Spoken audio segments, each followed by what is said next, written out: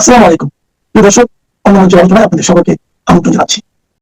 2025 সালের 12 ফেব্রুয়ারি জাতিসংঘের মানবাধিকার বিষয়ক হাই কমিশন বাংলাদেশের 24 জুলাই সংঘটিত হত্যাকাণ্ড নিয়ে সংস্থাটির তদন্ত রিপোর্ট প্রকাশ করেছিল। তার পরদিন অর্থাৎ গত বছরের 13 ফেব্রুয়ারি আমরা একটি ভিডিও প্রকাশ করেছিলাম, যার শিরোনাম ছিল জাতিসংঘের তদন্ত প্রতিবেদন ভুলের এলাহি কাণ্ড। এর প্রায় 1 বছর 3.5 মাস পর এসে 24 জুলাই নিয়ে জাতিসংঘের অনুসন্ধানী প্রতিবেদনে গুরুতর ভুল তথ্য উপস্থাপন করা হয়েছে বলে দাবি করেছেন বাংলাদেশের সাবেক প্রধানমন্ত্রী শেখ হাসিনার আইনজীবী স্টিফেন পাওয়েলস-কেসি। জাতিসংঘের মানবাধিকার বিষয়ক হাই কমিশনারের কাছে পাঠানো এক চিঠিতে এই অভিযোগ করেন ব্রিটিশ কিংস কাউন্সিল হিসেবে স্বীকৃত এই সিনিয়র আইনজীবী। প্রশ্ন হলো, প্রায় 15 মাস পর কেন শেখ হাসিনার আইনজীবী জাতিসংঘের এই রিপোর্টকে চ্যালেঞ্জ করে চিঠি দিলেন? ঠিক এমন এক সময় যখন শেখ হাসিনা নিজেই একের পর এক ইমেল সাক্ষাৎকারের মাধ্যমে জানান দিচ্ছেন তিনি শিগগিরই দেশে ফিরবেন। আবার তার এই ঘোষণা নিয়ে বাংলাদেশের রাজনীতিতে এক ধরনের সুপ্ত সুনামিও চলছে। ঠিক তখনই কেন জাতিসংঘের রিপোর্টকে চ্যালেঞ্জ করা হলো? তার চেয়েও বড় প্রশ্ন, চিঠিতে জাতিসংঘ প্রতিবেদনে উল্লেখ করা 1400 মৃত্যুর সংখ্যাকে অত্যন্ত ভুল ও বিভ্রান্তিকর এবং পক্ষপাতমূলক রাজনৈতিক ন্যারেটিভ প্রতিষ্ঠার জন্য রিপোর্টটিকে ব্যবহার করা হয়েছে বলে দাবি করা হয়েছে। যদি শেখ হাসিনার আইনজীবীর এই দাবি সঠিক হয়, তাহলে জাতিসংঘের এই রিপোর্টের পরিণতি কি হতে পারে? বিশেষ করে শেখ হাসিনাকে মৃত্যুদণ্ড দেওয়ার ক্ষেত্রে এই রিপোর্টটি শুনানির সময় প্রসিকিউশন ব্যবহার করেছিল। প্রশ্ন হলো, আসলে কি জাতিসংঘের এই রিপোর্টটি পক্ষপাতমূলক ছিল? আমাদের অনুসন্ধান বলছে জাতিসংঘের মানবাধিকার কমিশন বাংলাদেশের তখনকার অন্তর্বর্তী সরকারের কাছে রিপোর্টটি যে ড্রাফট জমা দিয়েছিল, মূল রিপোর্টে তার বহু কিছু বাদ পড়েছিল। আবার ইউনূস সরকারের সুপারিশে অনেক কিছু যোগ করা হয়েছিল। প্রশ্ন হলো, কেন জাতিসংঘের মতো একটি সংস্থা ইউনূসের সরকারের পছন্দ মতো নিজেদের রিপোর্টে এত সংযোজন বিয়োজন করেছিল? অনুসন্ধান বলছে সেখানে আছে এক ভূ রাজনৈতিক রহস্য। বিস্তারিত জানতে চলুন যাওয়া যাক বিশ্লেষণে।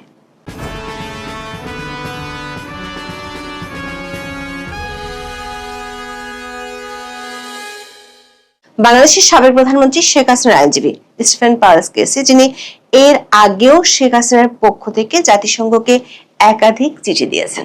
স্টিফেন পাওয়েলস-কেসি সবশেষ চিঠি দিলেন 28 মে। চিঠিটি 3 পৃষ্ঠার। চিঠি দেওয়ার তথ্য জানিয়ে ভারতীয় সংবাদ মাধ্যম দ্য স্টেটসম্যান এবং বাংলাদেশি সংবাদ মাধ্যম টাইমস অব বাংলাদেশের খবরে বলা হয়েছে, 2025 সালের 12 ফেব্রুয়ারি জাতিসংঘ মানবাধিকার দপ্তর বাংলাদেশের 24 জুলাই ও আগস্টের বিক্ষোভ সংক্রান্ত মানবাধিকার লঙ্ঘন ও নির্যাতন শীর্ষক যে অনুসন্ধানী প্রতিবেদন প্রকাশ করেছে তা নিয়ে গভীর উদ্বেগ রয়েছে। এই চিঠির মূল উদ্দেশ্য ছিল OHCHR এর প্রতিবেদনে উল্লেখিত 1400 মৃত্যুর পরিসংখ্যানকে চ্যালেঞ্জ করা এবং এটি প্রত্যাহারের দাবি জানানো। দাবি জানিয়ে চিঠি দেওয়া হয়েছে জাতিসংঘের মানবাধিকার বিষয়ক হাই কমিশনার ভলকার তুর্ককে, যিনি নিজেই বিদেশি গণমাধ্যমে স্বীকার করেছিলেন বাংলাদেশের সেনাবাহিনীকে জুলাই আন্দোলনকারীদের পক্ষে রাখার জন্য সতর্ক করেছিলেন। স্টিফেন পাওয়েলস-কেসি তার চিঠিতে উল্লেখ করেন, জাতিসংঘের প্রতিবেদনে ব্যবহৃত 1400 নিহতের সংখ্যাটি কোনো সুনির্দিষ্ট প্রমাণ বা যাচাইকৃত তালিকা ছাড়াই অত্যন্ত অতিরঞ্জিতভাবে উপস্থাপন করা হয়েছে। চিঠিতে বলা হয়, এই বিশাল অতিরঞ্জিত সংখ্যাটি মূলত শেখ হাসিনার সরকারকে উৎখাত করার ঘটনাকে নৈতিক ও আন্তর্জাতিকভাবে বৈধতা দিতে এবং অন্তর্বর্তীকালীন সরকারের ক্ষমতা লাভকে ন্যায়সঙ্গত হিসেবে চিত্রায়িত করতে তৈরি করা একটি রাজনৈতিক ন্যারেটিভের অংশ। স্টিফেন পাওয়েলস-কেসি তার চিঠিতে এই পরিসংখ্যানগত অসঙ্গতি প্রমাণের জন্য 3টি বিষয় তুলে ধরেন। প্রথমত, অন্তর্বর্তী সরকারের নিজস্ব গেজেটের সাথে অমিল। ডাউটি স্টেটের চিঠিতে দেখানো হয়, খোদ বাংলাদেশের অন্তর্বর্তীকালীন সরকারের স্বাস্থ্য মন্ত্রণালয় কর্তৃক প্রকাশিত সরকারি গেজেটে জুলাই আগস্টের সহিংসতায় নিহতের সংখ্যা প্রায় 834 থেকে 841 জন উল্লেখ করা হয়েছে। জাতিসংঘের দাবি করা 1400 পরিসংখ্যান এই সরকারি গেজেটের সংখ্যার চেয়ে প্রায় দ্বিগুণ। দর্শক, জাতিসংঘের ফ্যাক্টস ফাইন্ডিং দলের রিপোর্ট তার 10 ও 11 পৃষ্ঠায় বলা হয়েছে তাদের 1400 জনের হিসেবের একমাত্র উৎস ছিল অন্তর্বর্তী সরকারের দেয়া তথ্য। প্রতিবেদনটিতে বলা হয়েছে প্রতিবেদন চূড়ান্ত করার সময় স্বাস্থ্য মন্ত্রণালয় 841 জন মৃত্যুর তথ্য রেকর্ড করেছিল। এছাড়া এনএসআই বিক্ষোভের সময় নিহত 314 জনের নাম সরবরাহ করেছে। এগুলোর সঙ্গে বিভিন্ন নাগরিক সংস্থা থেকে পাওয়া প্রতিবেদন তুলনা করে জাতিসংঘ নিহতের মোট সংখ্যার একটি অনুমানে পৌঁছেছে, যার অর্থ হলো জাতিসংঘ শুধু ইউএসের সরকার ও বিভিন্ন সংস্থা থেকে পাওয়া সংখ্যাগুলো যোগ করে দিয়েছে। এই বিষয়টি আমরা গত বছর প্রচার করে ভিডিও। আইনজীবী স্টিফেন পালস চিঠিতে উদ্বেগের দ্বিতীয় বিষয়টি হলো আন্দোলনকারীদের নিজস্ব তালিকার। আন্দোলনের নেতৃত্বদানকারী সংগঠন বৈষম্য বিরোধী ছাত্র আন্দোলন তাদের প্রাথমিক অনুসন্ধানে নিহতের সংখ্যা প্রায় 650 বলে উল্লেখ করেছিল। ডাউটি স্ট্রিটের আইনজীবী প্রশ্ন তুলেন, যখন মাঠ পর্যায়ের মূল আন্দোলনকারী এবং খোদ সরকার নিজেরাও নিহতের সংখ্যা 850-এর নিচে রাখছে, তখন জাতিসংঘ কেন অদৃশ্য তথ্যের ভিত্তিতে 1400 মৃত্যুর সংখ্যাটি তাদের দাপ্তরিক প্রতিবেদনে প্রকাশ করলো? পাওয়েলসের দাবি, যদি নিরপেক্ষ স্বাধীন তদন্ত করা হয় তাহলে প্রকৃত সংখ্যা আরো কম হতে পারে। সবশেষ কিন্তু সবচেয়ে গুরুত্বপূর্ণ উদ্বেগের বিষয় হলো তথ্যের অস্পষ্ট উৎস, যার অর্থ হলো জাতিসংঘের এই রিপোর্টটি পদ্ধতিগত দিক থেকে মারাত্মক রকমের একটি ভুল প্রতিবেদন। স্টিফেন পাওয়েলস দাবি করেছেন OSCHR তাদের রিপোর্টে বিভিন্ন নির্ভরযোগ্য সূত্রের বরাত দিলেও সেই সূত্রগুলোর পরিচয় বা পদ্ধতিগত ভিত্তি প্রকাশ করেনি, যা আন্তর্জাতিক মানদণ্ড অনুযায়ী তথ্যের সত্যতা যাচাইয়ের জন্য অপরিহার্য ছিল। দর্শক, জাতিসংঘের তদন্ত প্রতিবেদন ঘেঁটে দেখা যাক আইনজীবী পাওয়েলসের এই দাবি কতটুকু সত্যি। কারণ জাতিসংঘের যে কোনো তদন্ত বা তথ্য অনুসন্ধান প্রতিবেদনের গ্রহণযোগ্যতা নির্ভর করে তার পদ্ধতিগত নিরপেক্ষতা, তথ্যের বৈজ্ঞানিক সংগ্রহ পদ্ধতি এবং রাজনৈতিক প্রভাবমুক্ত থাকার উপর। কিন্তু বাংলাদেশের জুলাই আগস্ট সহিংসতা নিয়ে তৈরি OSCHR এর প্রতিবেদনটি চুলচেরা বিশ্লেষণ করলে বেশ কিছু গুরুতর পদ্ধতিগত তথ্যগত দুর্বলতা স্পষ্ট হয়ে ওঠে। এত বড় স্পর্শকাতর একটি ঘটনার তদন্ত জাতিসংঘ সেরে ফেলেছিল ক্ষুদ্র একটি স্যাম্পল সাইজ দিয়ে, যেখানে ছিল ভুক্তভোগী নির্বাচনের ক্ষেত্রে চরম মাত্রায় পক্ষপাত দুষ্টতা।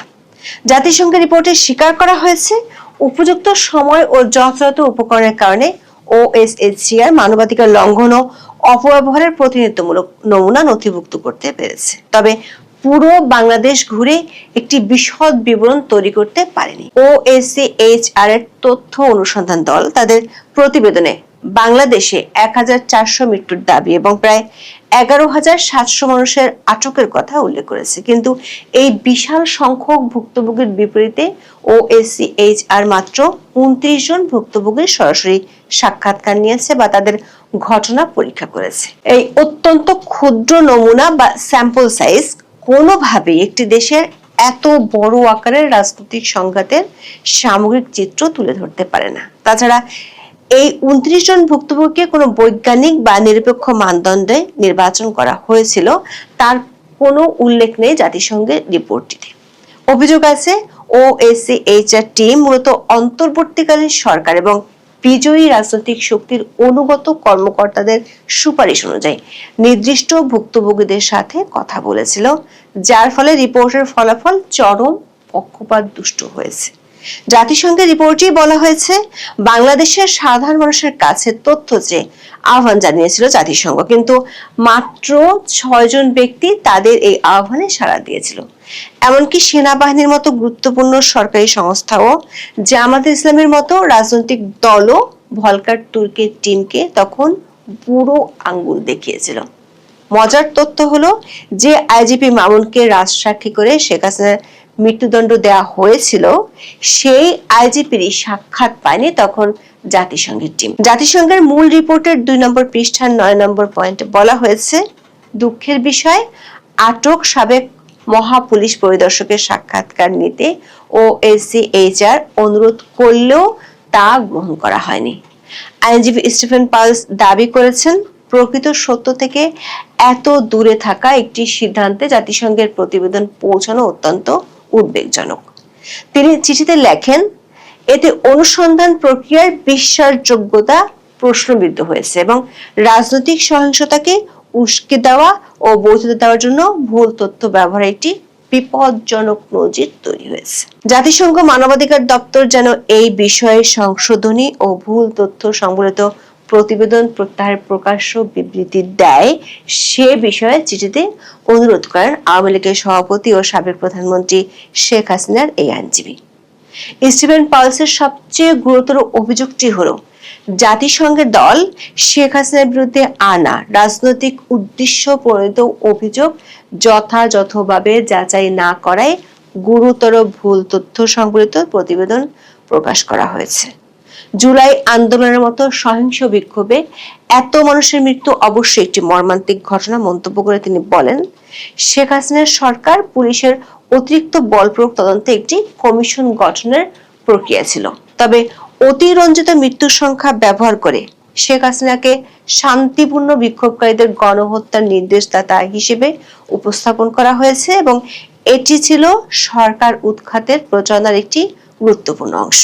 জাতিসংঘের মানবাধিকার দপ্তরের প্রতিবেদন এভাবে ভুল ও উস্কানিমূলক তথ্যকে বৈধতা দেওয়ার কাজে ব্যবহৃত হওয়া অত্যন্ত দুঃখজনক এবং এটি ভবিষ্যতে জাতিসংঘের মানবাধিকার প্রক্রিয়া রাজনৈতিকভাবে ব্যবহারের বিপজ্জনক নজির তৈরি করেছে বলে অভিযোগ করা হয় চিঠিতে।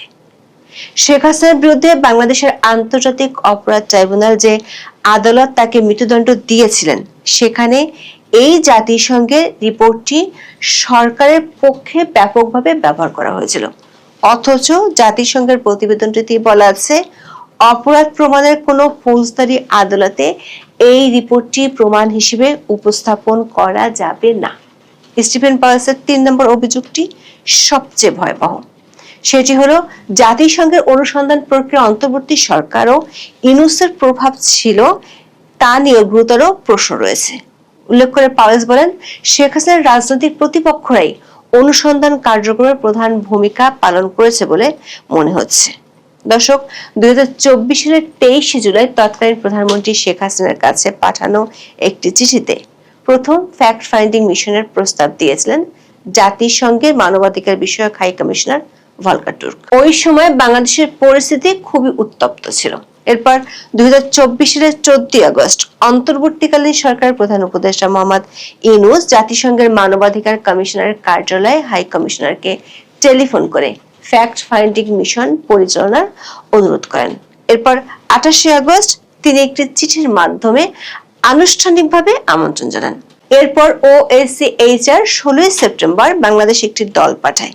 জাতিসংঘের প্রতিবেদনটির মূল রিপোর্টের 3 নম্বর পৃষ্ঠায় বলা হয়েছে, প্রকাশের আগে এই প্রতিবেদনটি অন্তর্বর্তীকালীন সরকারের সাথে শেয়ার করেছে যাতে কোনো তথ্যগত ত্রুটি বা ভুল ত্রুটি এবং প্রাপ্ত প্রাসঙ্গিক মন্তব্যের বিষয়ে তাদের মন্তব্য জানাতে পারে।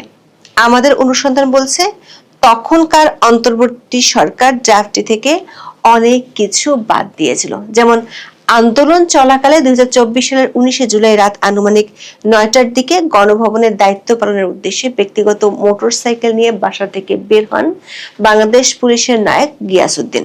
তখন তিনি পুলিশের পোশাক পরিহিত ছিলেন না, অথচ পুলিশ পরিচয় নিশ্চিত হয়ে ধারালো অস্ত্রের মাধ্যমে হত্যার উদ্দেশ্যে মাথায় গুরুতর জখম করে। ধারালো অস্ত্রের আঘাতে রাস্তায় পড়ে গেলে আসামিরা লোহার রড ও লাঠি দিয়ে পুলিশ সদস্য গিয়াসউদ্দিনের শরীরে বিভিন্ন স্থানে এলোপাথারি আঘাত করে। ঘটনাস্থলে তাকে হত্যা করা হয়। এরপর তাকে রশি দিয়ে ফুটওভার ব্রিজের সাথে ঝুলিয়ে রাখে। মৃতদেহ নিয়ে পৈশাচিক আনন্দে মেতে ওঠে এবং মৃতদেহ গুম করার লক্ষ্যে বিবস্ত্র করে মৃতদেহে আগুন লাগিয়ে পোড়ানোর চেষ্টা করে। জাতিসংঘের তদন্ত দল এই ঘটনাটির পেছনে কারা ছিল সেটি প্রতিবেদনটির ড্রাফটে উল্লেখ করেছিল, কিন্তু মোহাম্মদ ইউনূসের দপ্তর থেকে এমন বহু কিছু বাদ দেয়া হয় ওই রিপোর্টটি থেকে। প্রশ্ন হলো, কেন জাতিসংঘের মতো একটি সংস্থা ইউনূসের এমন চাওয়া মেনে নিয়েছিল? অনুসন্ধান বলছে এর পেছনে আছে 2টি কারণ। 1, ইউনূসের সাথে ভলকার তুর্কের ব্যক্তিগত সখ্যতা। 2, রাখাইন করিডোরের লোক। জাতিসংঘ মহাসচিব ওই সময় রাখাইন করিডোর দেওয়ার প্রস্তাব করেছিলেন। সেই করিডোর পাওয়ার আশায় জাতিসংঘ ইউনূসের দপ্তরের সব প্রস্তাব মেনে নিয়েছিল। বাংলাদেশে 2024 সালের জুলাই আগস্টে কি ঘটেছিল সে বিষয়ে জাতিসংঘ যেন ভুল তথ্য প্রচারের হাতিয়ার হয়ে না দাঁড়ায় তা নিশ্চিতে ওই প্রতিবেদন সংশোধন ও প্রকাশ্য বিবৃতিতে পুরো বিষয়টি তুলে ধরা প্রয়োজন বলে মনে করেন স্টিফেন পালস। এখন প্রশ্ন হলো, জাতিসংঘের এই রিপোর্টের বিরুদ্ধে শেখ হাসিনার এই আইনজীবীর অভিযোগ কি জাতিসংঘ আমলে নেবে? এক্ষেত্রে গোল্ডস্টোন রিপোর্টের ঐতিহাসিক দৃষ্টান্ত এবং জাতিসংঘের প্রাতিষ্ঠানিক নীতির কথা তুলে ধরা যায়। 2009 সালে গাজা যুদ্ধ নিয়ে তৈরি হয়েছিল গোল্ডস্টোন রিপোর্ট। ওই রিপোর্টে ইসরায়েল ও হামাস উভয়ের বিরুদ্ধে যুদ্ধাপরাধের অভিযোগ আনা হয়েছিল, কিন্তু 18 মাস পর 2011 সালে বিচারপতি রিচার্ড গোল্ডস্টোনের এই রিপোর্ট প্রত্যাহার করেছিলেন। বাংলাদেশের ক্ষেত্রে জাতিসংঘের এই রিপোর্ট শেখ হাসিনার মৃত্যুদণ্ড রায়ের ক্ষেত্রে অনেকখানি প্রভাব রেখেছিল। এমনিতে আন্তর্জাতিক ক্ষেত্রে এই রায় নিয়ে বহু প্রশ্ন আছে। এখন যদি জাতিসংঘের প্রতিবেদনের মূল মৃত্যুর সংখ্যাই অতিরঞ্জিত ও ভুল প্রমাণিত হয়, তবে আন্তর্জাতিক সম্প্রদায়ের কাছে পুরো ব্যাপারটি হাস্যকর হয়ে যাবে। আবার ইউনূস সরকারের নৈতিক বৈধতার সংকট নিয়ে নতুন করে প্রশ্ন উঠবে। এখন এ পর্যন্ত, সবাই ভালো থাকুন, সুস্থ থাকুন, নিরাপদে থাকুন। দেখা হবে আগামী পর্বে। আসসালামু আলাইকুম রহমতুল্লাহি ওয়া বারাকাতুহু। সম্মানিত দর্শক, সারা দেশ উত্তাল বিভিন্ন কারণে। মানুষের মন খারাপ, অভাব অভিযোগ চরমে। বিস্তীর্ণ এলাকা হাওড় অঞ্চলে ফসলের যে উৎপাদন সেটা মার খেয়েছে, এবং এই যে বহু সংখ্যক যে জমি বিস্তীর্ণ এলাকাতে, হাওড় অঞ্চল বলতে আমাদের দেশের যেমন কিশোরগঞ্জ, নেত্রকোনা, সুনামগঞ্জ, জামালপুর, এই বিস্তীর্ণ এলাকার যে ফসল, বড় ফসল, সেটি মার খাওয়ার কারণে লক্ষ লক্ষ পরিবার রীতিমতো পথে বসেছে। অন্যদিকে রাজনীতির যে অঙ্গন, সেই রাজনীতির অঙ্গনে অজানা আশঙ্কা এবং অজানা উত্তেজনা পক্ষ এবং বিপক্ষ সবাইকে রীতিমতো তটস্থ রেখেছে। এর মধ্যে বিদেশি চক্র যারা আছে, আমেরিকা, ভারত, চীন এবং পাকিস্তান, যার যার মতো করে অনেক সময় যে শকুন যেভাবে একটি মরা গরুর উপরে ঝাঁপিয়ে পড়ে, ঠিক তদ্রুপ বাংলাদেশের মাটি এবং মানুষ, এটি যারা বিদেশি শক্তি, তাদের জন্য এই মুহূর্তে অনেকটা ঠিক কি বলবো, বলতেও লজ্জা লাগে। মানে আমরা যে এত সমস্যায় আছি, পুরো দেশ ঋণে ডুবে যাচ্ছে। বাজেটারি সাপোর্টের জন্য আমাদের টাকা দরকার, IMF এর টাকা দরকার, বিশ্ব ব্যাংকের টাকা দরকার, ঋণ পরিশোধের জন্য টাকা দরকার। আমাদের বাংলাদেশ থেকে যারা লক্ষ লক্ষ কোটি টাকা বিদেশে পাচার করেছে, ইউরোপ, আমেরিকার বহু দেশে, সে সকল দেশ থেকে টাকাগুলো ফেরত আনা দরকার। কোনো বন্ধু নেই, কেউ সাহায্য করছে না, সব মানে সবাই যেন চোরের বন্ধু। আমরা যাদেরকে চোর বলে গালাগালি করছি, সে সকল চোরদেরকে ইউরোপ, আমেরিকার সভ্য দেশ, তারা রাজার হারে তাদেরকে বরণ করে তাদের অর্থবিত্ত ও সকল দেশে বিনিয়োগ করার অবারিত সুযোগ দিয়েছে এবং অনেককে নাগরিকত্ব পর্যন্ত দিয়ে দিয়েছে। ক্ষুদ্র একটি দেশ, এই দেশের মধ্যে 18 কোটি মানুষ, এই গত 2 বছরে না হলেও 1 কোটি লোক কর্মহীন হয়ে পড়েছে, বেকার হয়ে পড়েছে। বৈশ্বিক কারণে আমরা কোনো কুল কিনারা পাচ্ছি না, আমাদের এক্সপোর্ট কমে যাচ্ছে, এমনকি আমেরিকাতে আমাদের এক্সপোর্ট মারাত্মকভাবে কমে গেছে। অন্যদিকে আমেরিকার সঙ্গে আমাদের যে বাণিজ্য চুক্তি, সেই বাণিজ্য চুক্তি বলে তাদের কাছ থেকে তেল আনতে হচ্ছে বেশি দামে, অস্ত্র আনতে হবে বেশি দামে। আমাদের প্রয়োজন নেই, কিন্তু প্রায় 40-45 হাজার কোটি টাকা খরচ করে তাদের দেশ থেকে বিমান কিনতে হবে। মানে অবস্থাটা এরকম হলো যে একজন ধনী মানুষ সে সিগারেট খাবে, চুরুট খাবে বা এক গ্লাস মদ খাবে, আপনার কাছে চাইল টাকা দে। আপনি বললেন যে হুজুর আমার কোনো টাকা নেই।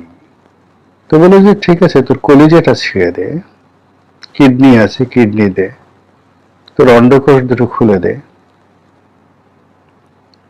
এবং আলটিমেটলি সেই শক্তিশালী বা রাজার যারা লোকজন আছে তারা আপনার সেই কলিজাটা ফেলে ফেললো, আপনার অন্ডকোষ খুলে নিয়ে গেল, আপনার রক্ত সিরিঞ্জ দিয়ে টেনে নিয়ে বিক্রি করে দিয়ে তারপর সেটা দিয়ে সে চুরুট খেলো, মদ খেলো।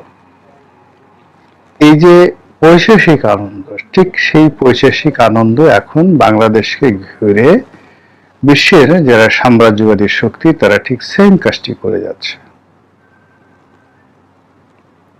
যেখানে আমাদের চাল কেনার পয়সা নেই, তেল কেনার পয়সা নেই, আমরা যে ঋণ করেছি সেই ঋণ পরিশোধের টাকা আমাদের কেন্দ্রীয় ব্যাংকে নেই, সেই জায়গাতে আমাদেরকে এখন বিমান কিনতে হবে, আমাদেরকে এখন আমেরিকা থেকে অস্ত্র কিনতে হবে।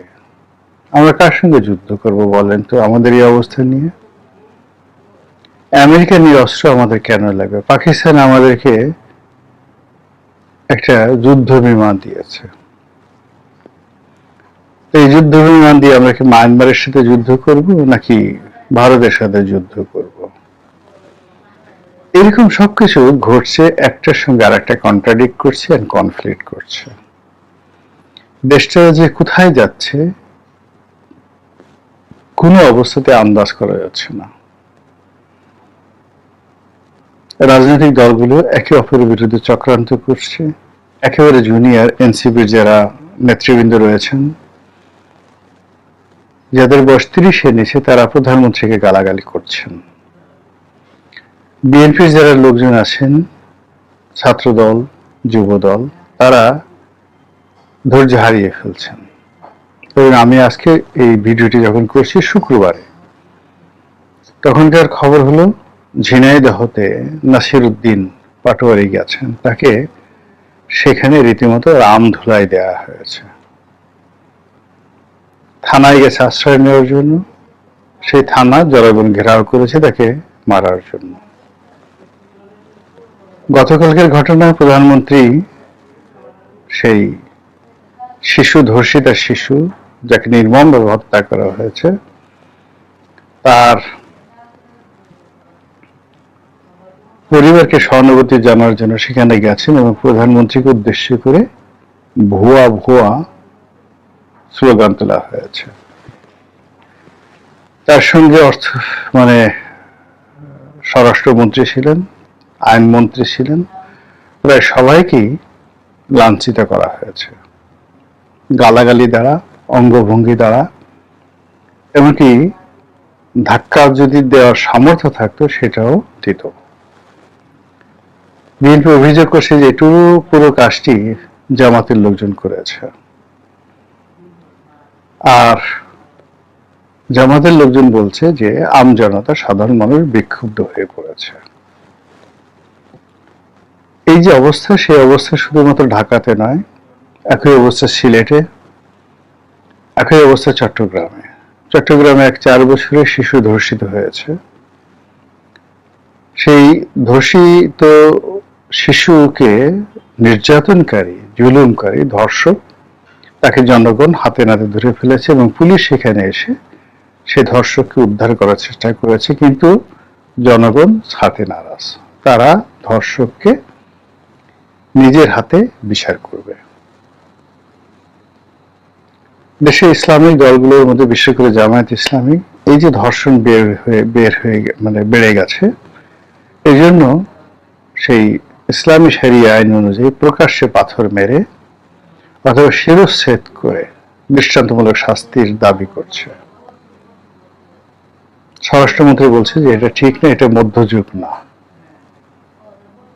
এখন আইন অনুযায়ী সবকিছু হবে। আর তার এই জবাবে জামাতের যিনি সেক্রেটারি জেনারেল, তিনি বলার চেষ্টা করছেন যে এত বড় সাহস, আল্লাহ রাসূল যে আইন বিধান বিধি চালু করেছেন ধর্ষকদের জন্য, সেটার বিরুদ্ধে কথা বলছে, সেটাকে মধ্যযুগের অসভ্যতামি বলছে।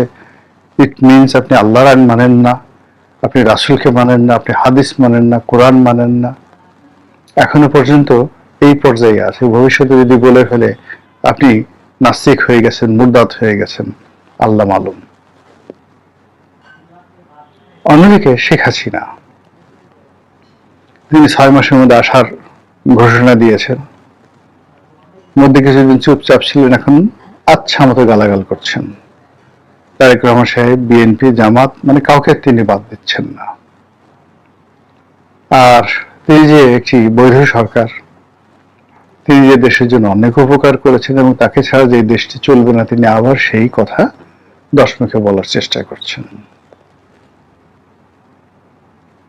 এর বাইরে সেনাবাহিনীর মহড়া চলছে, সেনাবাহিনী ব্যারাকে ফিরিয়ে আসছে। সেনাবাহিনীর যে মহড়া চলছে, সেই মহড়াতে আবার স্বয়ং সেনাপ্রধান, যেটা ফায়ারিং হচ্ছে, সেই ফায়ারিং এর মধ্যে সেনাপ্রধান নিজে উপস্থিত থেকে তার জওয়ানদেরকে তিনি উৎসাহ দিচ্ছেন। অন্যদিকে স্বরাষ্ট্রমন্ত্রী ঘোষণা করেছেন যে জুনের মধ্যে পর্যায়ক্রমে সেনাবাহিনী মাঠ থেকে চলে আসবে। সেনাপ্রধান বলেছেন যে আমরা দায়িত্ব পালন করেছি দেশের প্রয়োজনে এবং সেই দায়িত্ব শেষ হয়ে গেছে, এখন আমরা চলে যাচ্ছি ক্যান্টনমেন্টে। আর সেনাবাহিনী যখন ক্যান্টনমেন্টে যাওয়ার সিদ্ধান্ত নিয়েছে এবং অনেকে চলেও আসছে, কিছু কিছু জায়গাতে সেনাবাহিনী এখনো আছে, ঠিক এই সময়টিতে সারা দেশে চুরি, ডাকাতি, রাহাজানি, খুন, ধর্ষণ, সন্ত্রাস, মানে কি যে একটা অবস্থা তৈরি হয়েছে, যারা ভুক্তভোগী তারা বলতে পারছেন। পুলিশ এখনো পর্যন্ত অ্যাক্টিভ হয়নি, হতে পারেনি। অনেক ক্ষেত্রে পুলিশের মধ্যে দলাদলি, মারামারি, হানাহানি, এমন পর্যায়ে, মানে আমার এই ঢাকা শহরের জীবনে বা গ্রামে তো আসলে ওই ট্রাফিক পুলিশ নেই, জেলা শহরগুলোতে ট্রাফিক পুলিশ আছে, কিন্তু আমার শৈশবে দেখিনি। আমি ঢাকাতে আসার পর থেকেই এই ট্রাফিক পুলিশ প্রথম দেখি। এখন অবশ্য ট্রাফিক পুলিশ মানে জেলা শহরগুলোতে আছে। তো এই ট্রাফিক পুলিশ সম্ভবত ঘুষ নিয়ে বা নিজেদের মধ্যে কোনো গন্ডগোল, 2 ট্রাফিক পুলিশ কনস্টেবল একেবারে সেই গ্রাম্য কাদায় মারামারি করে রাস্তায় জনগণের সামনে একেবারে একে অপরকে চিৎ করে ফেলে আচ্ছা মতো ঘুষিয়ে নাক ফাটিয়ে দিল। আর জনগণ সেই পুলিশের মারামারি ফেরালো। এই দৃশ্য আপনি কখনো দেখেছেন প্রকাশ্যে রাজপথে? এই যে একটা অস্থির, এই যে একটা অস্বাভাবিকতা, এই অস্বাভাবিকতার মধ্যেই যত রকম গন্ডগোল, যত রকম অনিশ্চয়তা এবং যত রকম বিশ্রী ঘটনা ঘটে। আমরা এই ভিডিওর যে শিরোনামে পায়ের আওয়াজ পাওয়া যায় যে বক্তব্য দিয়েছি, সেই পায়ের আওয়াজ, কোন পায়ের আওয়াজ, কেমন পায়ের আওয়াজ, তারা যে পায়ে জুতো পরেন সেই জুতোর রং কি, বা তারা কি খালি পায়ে থাকেন কিনা, স্যান্ডেল পরেন কিনা, সে পাখি কোনো দেশি মানুষের পা না বিদেশি মানুষের পা, সেটি সরকারি পা নাকি বেসরকারি পা, নাকি কোনো আততায়ীর পা, কিন্তু আওয়াজ উঠে গেছে, আওয়াজ পাওয়া যাচ্ছে। মানুষের মনে স্বস্তি নেই, প্রকৃতিতে স্বস্তি নেই, বিশ্রী সব ঘটনা ঘটে চলছে। মহান আল্লাহ আমাদের সবাইকে হেদায়েত দান করুন এবং হেফাজত করুন। আসসালামু আলাইকুম ওয়া রাহমাতুল্লাহি ওয়া বারাকাতুহু।